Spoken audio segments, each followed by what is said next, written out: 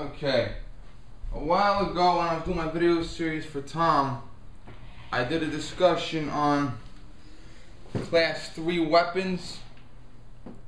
I wanted to get a little more into detail with it. I wanted to put my own opinions into it. I wanted to discuss the NFA a little bit. And I want to just get my opinions, and I want to see some of your opinions on it. Okay, the gangster period. Now, Hollywood would have us believe the gangster period from the 20s to the 30s was the most violent period in American history. Bombings, drive-by shootings, robberies, bootleggers, bank robberies. Obviously that stuff did happen. I can't deny that any more than I can deny that I'm sitting in this chair. But contrary to popular belief, there was nowhere near as much crime back then as there is today. In particular, personal crime. In particular, crime against women and children. Yes, there were kids hit by bullets and drive-by shootings by gangsters. That did happen. But looking at the crime today, comparing it back then, it was unheard of. Back then, women used to walk around Central Park and Harlem at 2 o'clock in the morning with money and jewelry and without a thought of being robbed or raped or murdered. Okay, it was unheard of to have an average of 1,000 murders a year in New York City. It really wasn't that bad. And the town would be, the town's people, the citizenry, would be outraged to see the stuff that we see today and take for granted. There were cops and robbers literally shooting each other in the street. That did happen, but aside from cops and robbers killing each other, there was very, very, very little victimization of actual citizens, private citizens. During this time period, from the day the Constitution was ratified up until 1934, there was no violence. There was no gun control at all. It was unheard of to see your gun and control in the same sentence. We have mail order catalogs still to this day, even though a lot of stuff is online. Years ago, you could take the mail order catalog and order a Thompson submachine gun. The Thompson submachine gun, the submachine gun fires the same ammunition as your handgun. Today, you have a 9mm handgun, therefore you fire the MP5, which fires 9mm. Years ago, you had a Colt 45, therefore you shot your Thompson submachine gun, which fired 45 ACP. You could literally buy a Thompson submachine gun in a catalog, have it mailed to your house, have the post office guy drop it off on your front doorstep, stay there for several hours. When you would come home from work, you would pick it up, bring it inside, open it up, fully automatic weapon, 30-round stick magazines, and 50-round drum magazines. Ironically, most of the country had laws, including down south, forbidding carrying concealed weapons. Up until the 1980s, a lot of southern states, where you see guys walking down the street with shotguns today, were no issue carry concealed back then. None. But other communities would literally let you walk down the street with a loaded Tommy gun. Literally let you strap a 50 caliber machine gun to the hood of your car with no restrictions at all. You can get two things. I forgot. Sorry about that.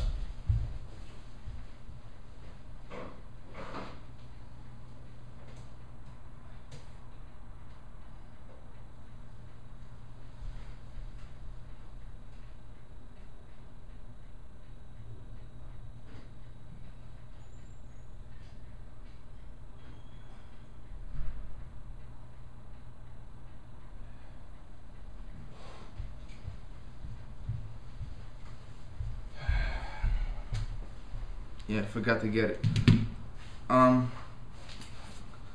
So that's how it was back then. There was literally no guns at all. Now, there were a lot of gangsters back then, like I said, and even though Today, looking back at it, there wasn't that much crime compared to today.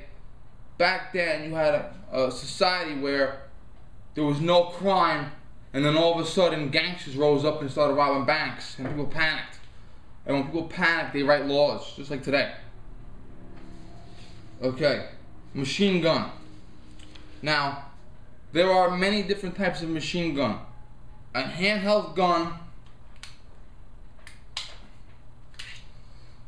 that fires handgun ammunition, 45 ACP. I gotta get help once. Is a submachine gun. A larger gun that fires an intermediate round, 5.56, 6.8, and fires full automatic, is an assault weapon. Then you have squad machine guns, such as the Browning automatic rifle, the M60. Some people might consider the M60 to be a squad machine gun. Some might consider it to be a light mounted machine gun. It's all depending on your point of view. Then there are light mounted machine guns like the Browning 30 caliber. Then there are heavy machine guns like the Browning 50 caliber. Okay, these are giant belt feds that you can hold a fucking hill or strap it onto a tank and roll through town with it. The US government considers any gun, regardless of caliber, that fires more than one bullet. If I pull the trigger and I fire one bullet, not a machine gun. If I pull the trigger and I fire more than one bullet, machine gun. So for the purpose of this video, we're gonna say machine gun only because I don't want to be saying 5 fucking different guns. Okay. Short barrel rifle, short barrel shotgun. Okay, short barrel rifle and short barrel shotgun means a rifle with the barrel shorter than 16 inches. The barrel itself, not the rifle, just the barrel. Shotgun, barrel shorter than 18 inches. Silencer. Silencer means giant tube that attaches to the barrel of a gun, and when you fire the gun, the bullet comes out the barrel, goes into the tube, and the gas is released inside the silencer, and by the time the bullet gets to the muzzle of the silencer, it's like a pew. Instead of going bang, it goes pew. Like, it muffles the sound a lot. Okay? Now, these guns were considered gangster guns. The machine gun. A lot of gangsters used the machine gun back in the day. Motorcyclist. The two most common associated with the machine gun were like 99% of the reasoning for the machine gun ban was them. Would be Al Capone and Babyface Nelson. George Gillis, Lester Gillis, George Nelson, Babyface Nelson. Those were his 3 names. He had Lester Gillis was his birth name, George Nelson was his alias, and then Babyface was his nickname. And then obviously Al Capone was called Scarface because of the scar on his cheek. Al Capone is only reported to have fired a Tommy gun once in his entire life. He mostly had his goons fire the Tommy gun for him. Babyface Nelson rode with the Dillinger gang. He and Dillinger used to argue about who the gang's leader was. And believe me, Babyface wasn't the type of guy I want to argue with.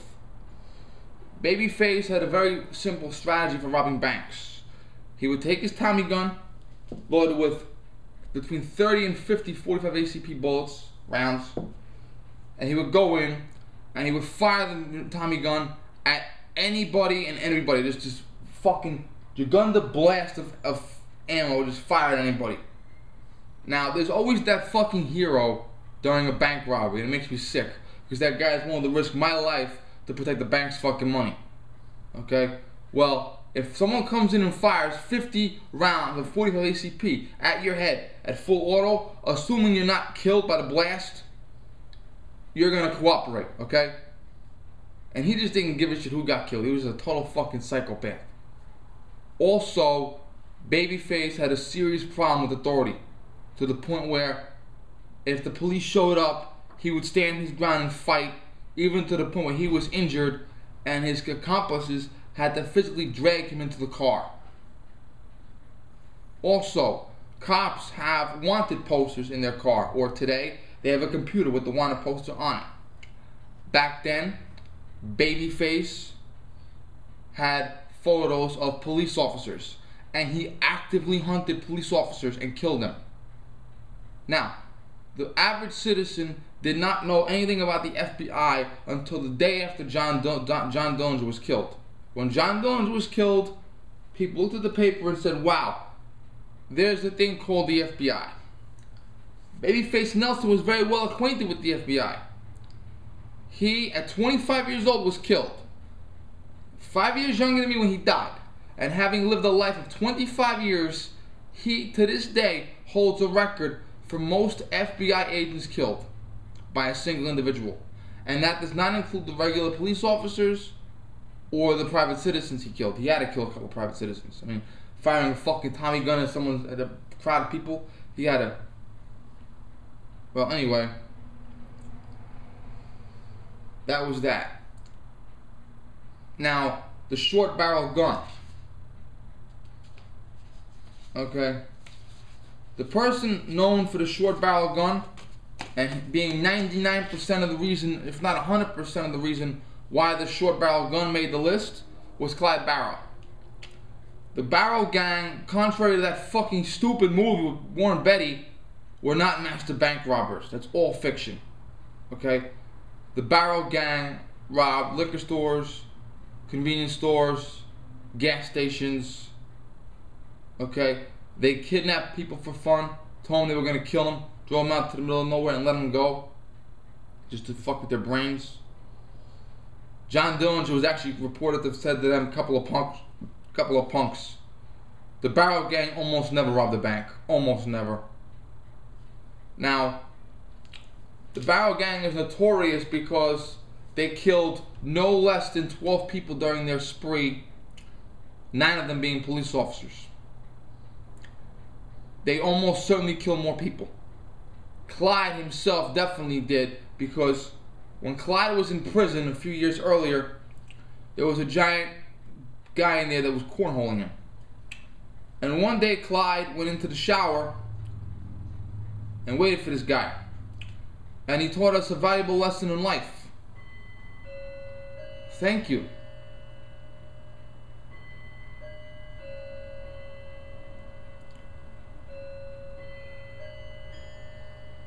It's 12 o'clock, this fucking going on forever.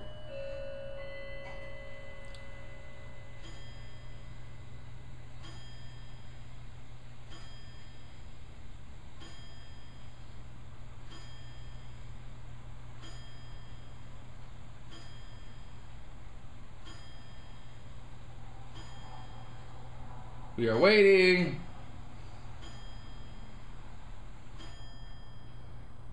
Clyde taught us that a bull queer with a big dick is no match for a guy with a sore asshole and a pipe in his hand. And that was that. Now, when he was on the run with Bonnie, and Clyde was bisexual, but he didn't want to be cornholed. Anyway, there is no solid evidence that Bonnie ever killed anybody, contrary to popular belief. She fired at a lot of people, which meant she intended to kill them, but they all survived. However, her being an accomplice, she's just as guilty as they are. Now, contrary to popular belief, Clyde Barrow never even saw a picture of a Tommy gun. Clyde Barrow would break into National Guard armories and rob these. Browning automatic rifle, 20-round box magazine, 30-06. Back then, the cars were like tanks. The cars were made out of solid steel, not like today with this fiberglass Corvette shit. Okay? You could park a car from 1931 to 32, park it next to a hill, get out, walk 20 feet away, fire 20 rounds out of that magazine. Every single bullet, without any exception, will go through one steel door, through the cabin, hit another steel door, come out, go into the hill, and drive the bullet through the car completely into the hill. Okay? It had less ammo than a Tommy gun, but believe me, you won't even be fucking alive anyway, so. Now, what Clyde would do was Clyde always drove. He always drove, but If someone else in the car needed to shoot, Clyde took some of his guns, some of his BARs, this is a reproduction of his, and he modified them by, this fucking buttstock should be cut back to the buffer tube, but it's not. He modified them by cutting the buttstock back a little bit, and by cutting the barrel to a length a little more manageable than this fucking thing up here, so that he could fire it from a car. He didn't fire it, his gang fired it because he was driving. Another invention of Clyde's. Fuck is it? Clyde took, now John Browning, the greatest gun designer ever, invented the Browning Auto 5. I don't know if it was the first first auto shotgun, but it was the first successful. Today, shotgun barrels, the magazine tube comes up to here because of those 7 or 8 rounds or 9 rounds. Back then, it held 5 rounds. This is the tube here. Now, 5 rounds is a lot of ammunition for a shotgun back then. And this is very, very bulky. This is a reproduction, and you see a picture of Bonnie and Clyde there. Now, in this reproduction, you can see, well, the buttstock should be cut back more. Clyde could cut the buttstock back, put a leather strap over it, which we would today call a 1-point sling, and cut the barrel down to the point where, past the magazine tube, it would only be 3 inches long.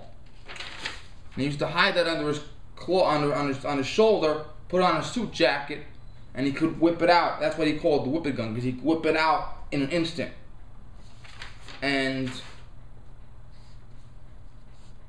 yeah. So the gun is smaller, and back then, 5-shot magazine, he didn't cut down on magazine capacity. So he was more than 99% of the reason why they put the shotgun on the list. The sort of shotgun and the sort of rifle. So the NFA decided to restrict gangster guns.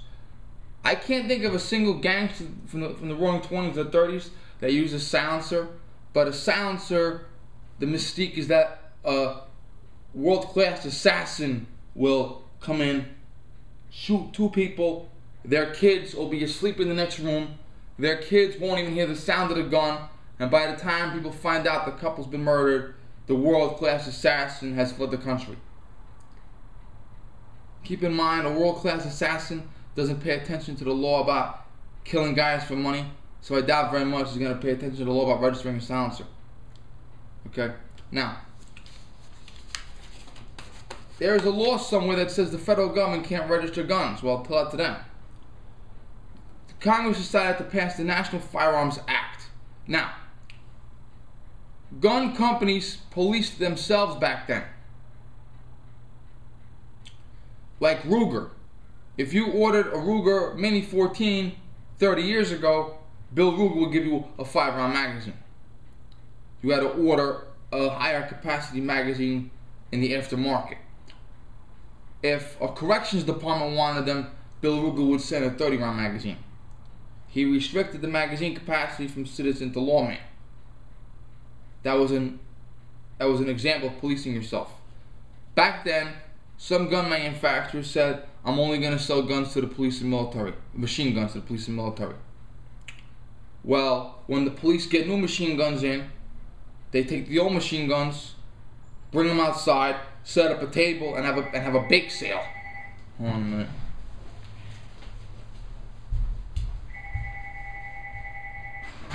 God fucking damn it.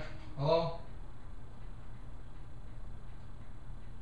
Yeah, yeah, just talk.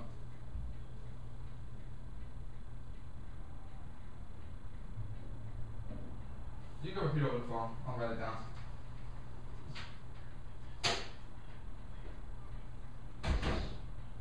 Mm-hmm.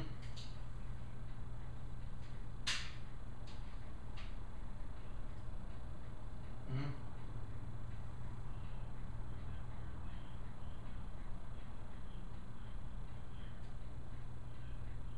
Okay. Okay.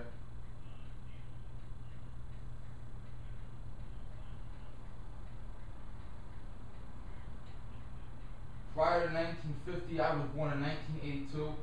This building was built in 1957, so we're clean on that.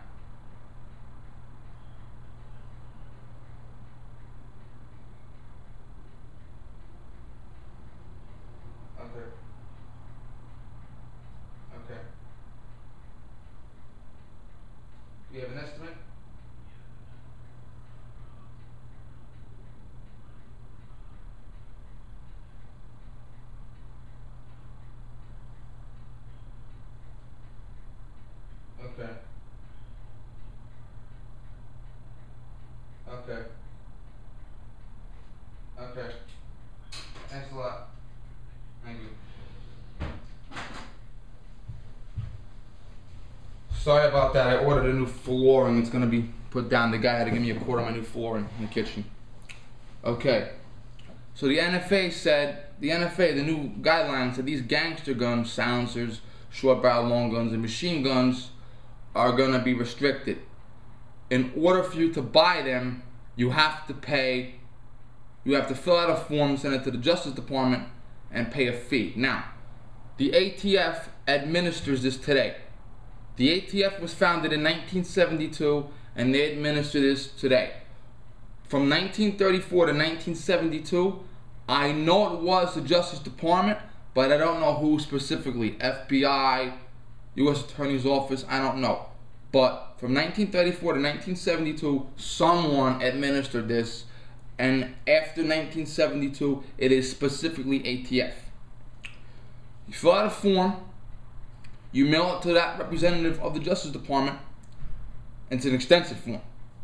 They sign it, they stamp it, they cash your check, they put your check in, and when your check clears, they mail it back, they mail the form back to your dealer and tell your dealer you're clear to buy this item.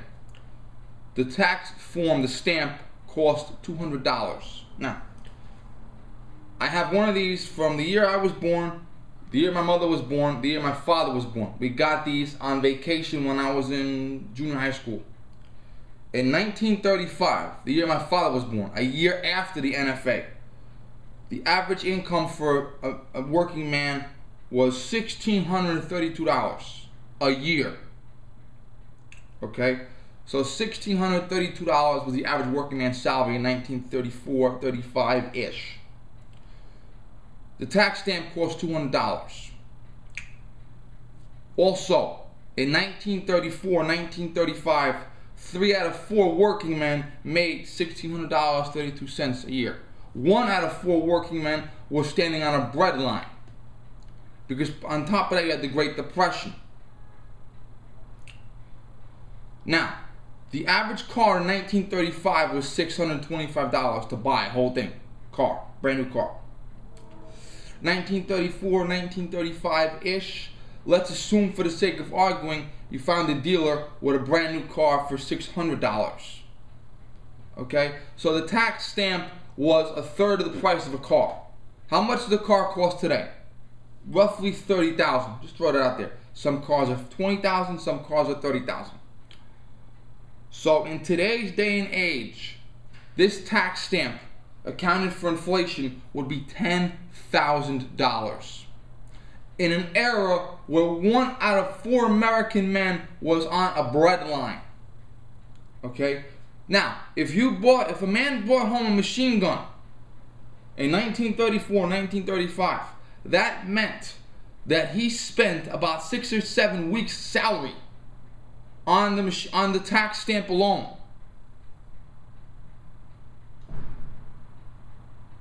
Maybe a month's salary on the tax stamp alone. So his wife would shoot him in the fucking head with it just because he spent all their grocery and rent money. Now, 800 years ago, I'm going out there.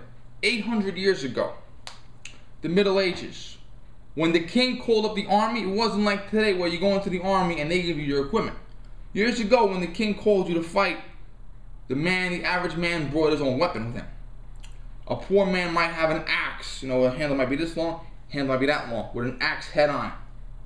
He was a poor man, he had to work and earn that axe. Or a couple of daggers.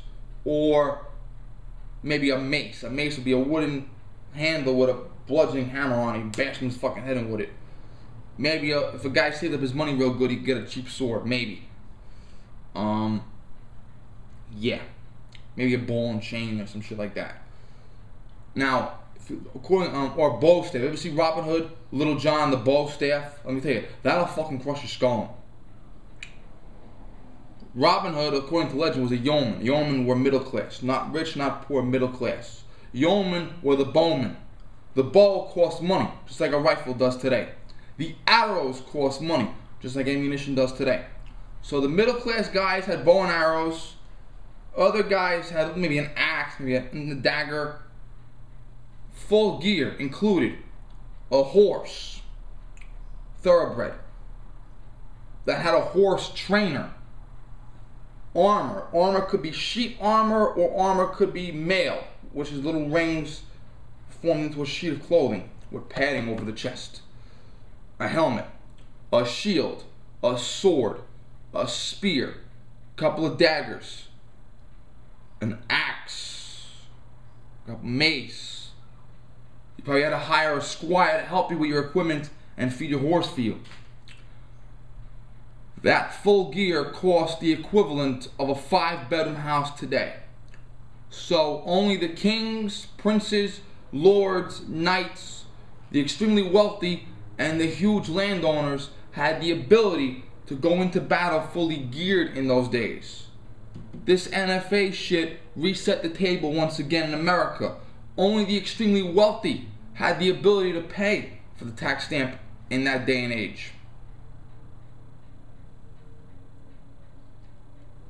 So, unless your name was Astor or Rockefeller or Hershey, odds are you were not applying for a tax stamp in 1934, 1935-ish.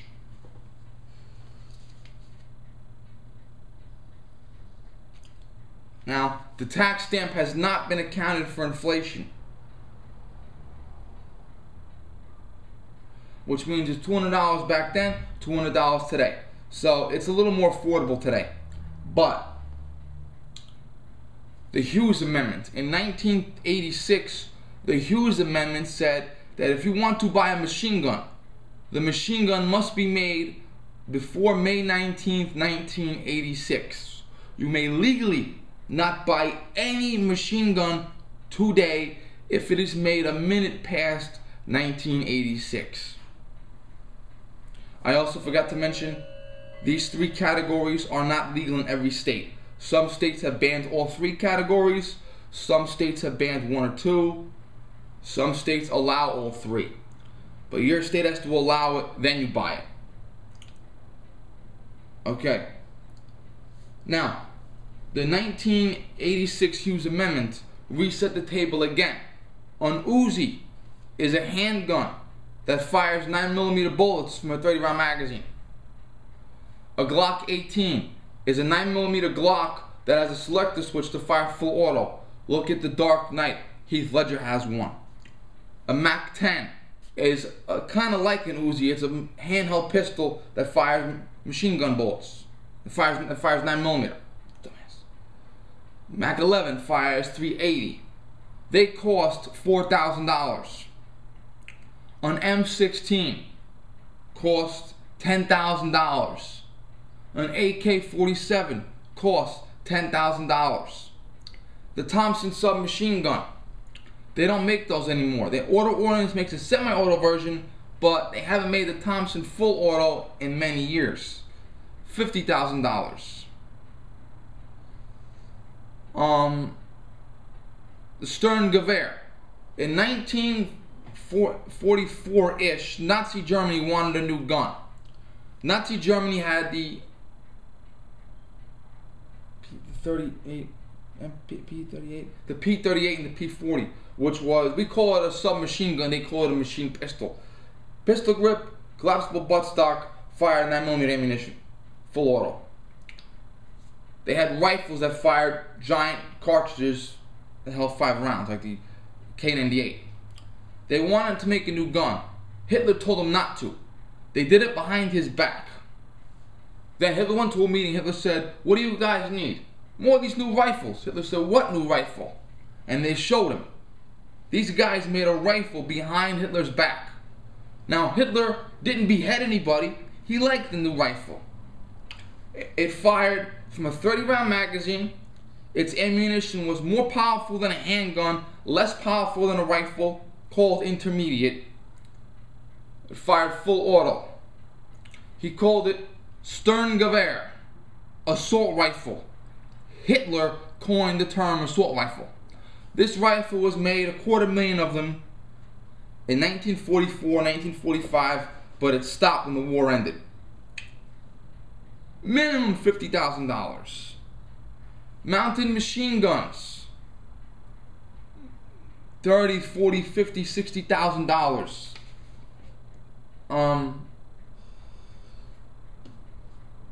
Yeah, I mean, on top of that, new in the box. You ever see toys new in the box? They're worth a lot of money. And I've seen some of these. I was watching a Tales of the Gun episode where they showed guns of World War II. Guy had a box with a brand new BAR on it, never opened. If you have a machine gun made before May 19th, 1986, brand new, still in the box, never opened, the price doubles. That means the Tommy gun, now $100,000. Okay? Talk about only the rich being able to afford this. Accounting for inflation, a $50,000 Tommy gun today compared to 1934 was 5 times more expensive than the tax stamp back in 1934. Now, my personal thoughts. Let me see if my camera's still rolling. My personal thoughts. My personal thoughts. You can't use a machine gun for hunting. You can't use a machine gun to carry conceal unless you have a trench coat with a special holster for an Uzi. Not going to be very appealing. You can't use a machine gun for home defense because when you fire a gun indoors, the sound bounces off the walls. When your home is being invaded, you don't have time to put on your hearing protection. So if you whip out a machine gun and you fire full auto, okay, your ears are going to be ringing like a motherfucker forever. Okay, the sound is going to be bouncing off the walls, your ears are going to be bleeding like no tomorrow, you may get some permanent damage. On top of that, neighbors, family members, other rooms, okay, you don't want to be firing machine gun rounds, just throwing fucking ammo everywhere in a home invasion. Not very smart at all. The only thing machine guns are good for are dick measuring and firing at the range. No practical reason for them. The best way to use a machine gun would be if the fucking world was coming to an end, post-apocalyptic war zone, then I would say get a machine gun because the fucking world came to an end. Short barrel guns. Short barrel shotguns, that short barrel will really increase the recoil, heavily increase the recoil, make it damn near impossible to control. Also, in today's day and age, if you cut the barrel down, you've cut 3 rounds out of the magazine capacity. Okay, and in a defensive situation, cutting down your magazine capacity is the equivalent of a race car driver slashing 1 tire. Rifle.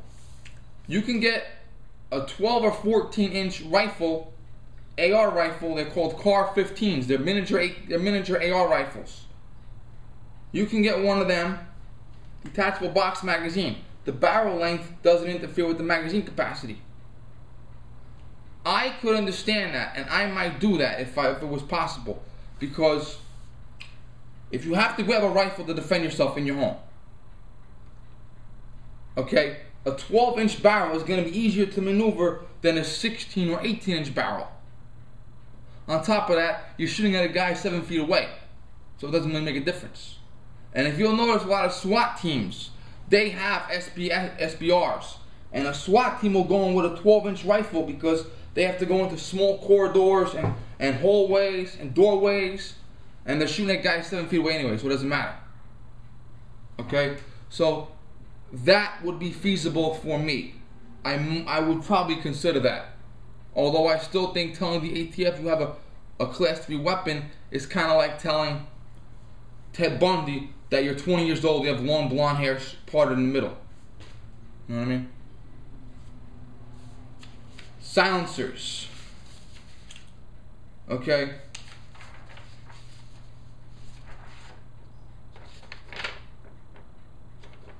This is a HK-49. This is the FN-45. See that barrel? That barrel is specially threaded. I cannot put a silencer on this barrel. I would have to get a special barrel with the thread so that I could screw the silencer on. You could also screw the silencer onto your rifle if you have a threaded barrel. Okay, and that silencer has to be fitted to that barrel. You'd have to get a special barrel for your caliber and your barrel. Okay, you can't just go to the store and buy it. You have to say, I need one for my 1911 GI frame, or I need one for my Glock 26. Now, the military used silencers more than world-class assassins do. During Vietnam, the Navy SEALs would infiltrate a camp, take prisoners, escape. One Navy SEAL would have his 1911 with a threaded barrel and a silencer, and he would use it to shoot guard dogs. And that is literally where the term hush puppy came from. Because you cannot have the bad guy know that you're a Navy SEAL and you're there to capture somebody. Now, when you fire a gun indoors during home invasion, that bang from that gun is gonna rack your fucking ears. You're gonna be bleeding from the ears, you're gonna be dizzy, it's gonna take a few minutes for you to recover, and depending on how many shots are fired, you may have permanent ear damage. You could take a silencer and screw it onto your barrel that way. Instead of saying empty, instead of saying bang, boom, it'll go bang, and my ear will not hurt as much. Okay? Let's be realistic, okay? You are not going to carry this concealed. Okay? You stick this in your waistband, you're going to get maced by the first girl you see. Okay? You are not going to stick this into your fucking waistband. This more than triples the diameter of the barrel, and it more than doubles the length of the gun overall. Okay? So, these more have terms for military use or home defense use than gangster use. And like I said, Clyde Barrow, Babyface Nelson, Al Capone, they would not have tax stamped their fucking guns. A world-class assassin is not going to tax stamp his silencer. Do not lie to me and tell me that. Now, interestingly enough, the military and law enforcement are exempt from these guidelines. Who has bought more guns than anyone else that is watching this video now? The answer is my mother. My mother's been a civilian employee for our police department for over 30 years. She's going to retire in a couple of years. She's been with the police department since 1989. She's their accountant. She pays for all their bills. If a police officer uses it, she buys it. Okay? Nothing gets sent to her office. Nothing gets sent to our house. It gets sent to wherever the police want it, which I'm not going to tell you even if I knew. My mother can legally buy fully automatic assault rifles, high capacity drum magazines over 100 rounds. She can legally buy silencers. She can legally buy short barrel rifles and shotguns. Okay? They most likely will be SWAT weapons. You wouldn't see a regular patrol officer with a full auto M16 in his trunk. But if the SWAT team wanted silencers for their rifles, if the SWAT team wanted Glock 18s which are full auto, if the SWAT team wanted an AR rifle with a 12-inch barrel, if the SWAT team wanted a full auto AR with a 12-inch barrel, like an M16, M4, Car 15, 12-inch barrel, full auto, with 100-round box magazines, my mother could legally buy all of them. She won't get it sent to our house, and she won't see it visibly unless the cops walk in front of her with it, but she can legally buy it because she's buying it for law enforcement. Therefore, she does not have to register them. She does not have to ATF them, tax stamp, any bullshit like that. The police commissioner comes in her office Monday and says, order 500 fully automatic M4 rifles. She puts the order in. They're sent right to wherever the police commissioner wants them to go. The military, same deal. Military gets to buy rocket launchers. Military gets to buy tanks. Military can buy anything they want. This is for the government. And there are a lot of these survivalists that are out in the Midwest hiding in their holes. Sorry, guys. That are freaking out because they have to register their guns with the ATF and the military don't. And they're freaking about what if someone wants to take over the country and we have a dictatorship, we can overthrow the government. the Second Amendment was intended so the citizenry could overthrow the government. You can't overthrow the government now, guys. So this is just it. Now, interestingly enough, there's two bits of controversy. Some people say the Hughes Amendment did not pass. There weren't enough votes for it, but it's enforced anyway. And a gentleman named Jackson Cox, I'm going to write his name because I forgot it. This gentleman in the 1930s was arrested for going from Oklahoma to Arkansas with a short barrel shotgun that wasn't registered. And the court declared the shotgun length ban unconstitutional. But for some reason, even though the length of the shotgun barrel was declared unconstitutional, still in effect today. I'd love to see the Second Amendment Foundation bring the shotgun, the short barrel rifle, short barrel shotgun thing to the courts today.